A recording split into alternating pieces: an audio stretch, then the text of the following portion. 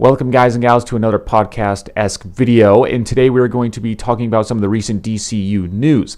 Now, I have done another video that's very similar in the format like this, where I basically quickly talked about all of the announcements, but I figured it would be also a good idea to also just talk about them all separately so we can go more in depth, right? And this is one that I really wanted to talk about because this one, to me, was one of the most interesting, and that was the Booster Gold announcement. Now, I honestly think this is actually pretty brilliant. Now, when I first heard the announcement, at first it's like I was actually happy, but I can imagine there were a good amount of people out there that were like, wait, who's this guy? What is this? Huh? You know, probably a lot of people like questioning this decision or whatever. But as someone who knows the source material, I actually think this is actually a really smart thing to do. Because now, one of the things I'm really hoping for this DCU, and it looks like it's going to happen, is that it's going to have a variety of tones.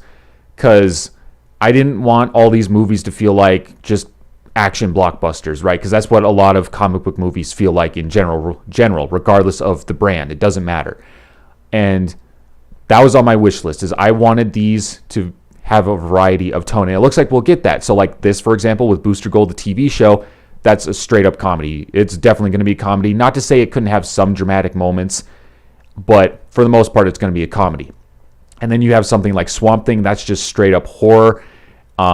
Superman, I guess you could say, is the action adventure. And then like Waller and Paradise Lost are probably going to be more of the political kind of things. So I like that they are going to have these variety of tones. And Booster Gold, why I think it is brilliant to have him in the DCU, not only because he is a very underrated character in my opinion, but I just think what you can explore with him is amazing. And we haven't really seen that too much in comic book media, especially TV shows or movies. And quickly, if you don't know who Booster Gold is, essentially who he is he's from the future, and he's a bum. He's a loser, whatever you want to call him, in the future. And what he does is he time travels back in time to present day, our time, and then he poses as a hero. So he uses his future tech to act like he has superpowers, but he really doesn't. It's just because of the futuristic tech that makes it look like he has superpowers. And since he was a loser in the future, he comes back and tries to be a hero in our time, and even in our time, he's not the greatest hero ever. So that alone is a very comedic thing. But what I think is brilliant about Booster Gold is the fact that it can really explore the social media aspect of our society.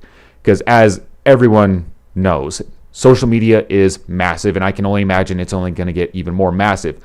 And Booster Gold is definitely a character that can explore that side of things because he, first of all, once again, he's not a great hero, at least at first, right?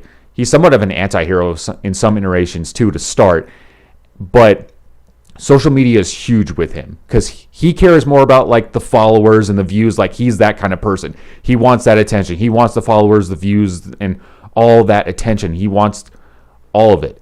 And I think that would be a very interesting thing to explore in the DCU and just in comic book media in general. Because to me, we don't really see that too much. Maybe you see that a little bit with The Boys somewhat. They kind of explore social media a little bit, but not to a full extent, in my opinion. But they do explore it. And to me, that's really the only other thing I can think of where they explore that kind of thing, right? And I definitely feel like with Booster Gold, that is a character where you can really delve into that. And he's just a fun character in general. And like they described him, he basically has imposter syndrome. You know, he acts like he's this great hero and whatnot, but he's really not in the end. So don't be surprised if it's also a show about having like an existential crisis, basically, and just being a letdown and whatnot. But I would imagine like that's how it'll start. It'll probably be him being a loser at first. He comes back in time, or goes back in time, comes to our day, and, you know, starts off kind of rocky and whatnot. He thinks he's all that, but he's really not. But then I would imagine as the show progresses, it will show him becoming a better person and then not needing the attention as much. I'm sure he'll still need some of it, but not to the extent when he first gets here, right? And I definitely don't have a problem with this project. I think it'll be great, honestly. It just depends on who's involved in it. And I'm all for another comedy show because, once again, I love that they are going to have more of a variety because not all of these projects are going to be comedy. And I just think Booster Gold is a perfect character if you want to go the comedy route. Because just a quick fun fact, for those who don't know, I don't remember who did it on Twitter. I don't think it could have been Oh yeah, I think it was James Gunn. This was like months and months ago, and he basically asked the fans, who would you want, like who is the number one character you want to see in the DCU? And I'm not kidding, number one was Booster Gold. And that was honestly surprising to me. I think some people were thinking more of like he was asking like what they wanted him to do, not so much just in general who do you want in the DCU, because I'm sure a lot of people think Booster Gold would be perfect for him, and he probably is, but I don't think he's going to work on it.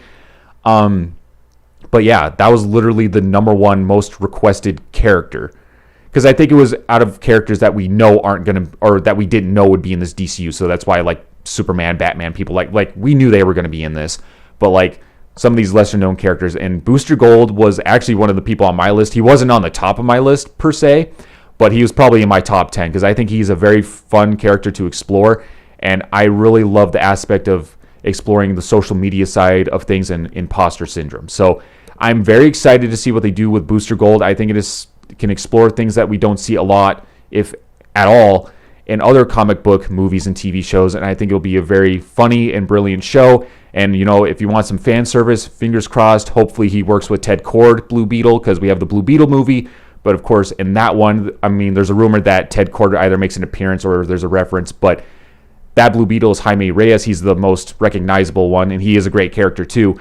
But I hope we see Booster Gold and the Ted Kord Blue Beetle work together. That would be cool to have, like, a buddy cop kind of thing or whatever. But I'm not saying that'll happen, but that would be cool. But I'm very excited to see what they do with Booster Gold. So, of course, I'll leave it off to you. What do you think of this announcement? Was this announcement exciting for you, or did it just leave you scratching your head like, wait, what are they doing here? And just let me know in the comments below what you think about this project in general. And I hope to see you all next time.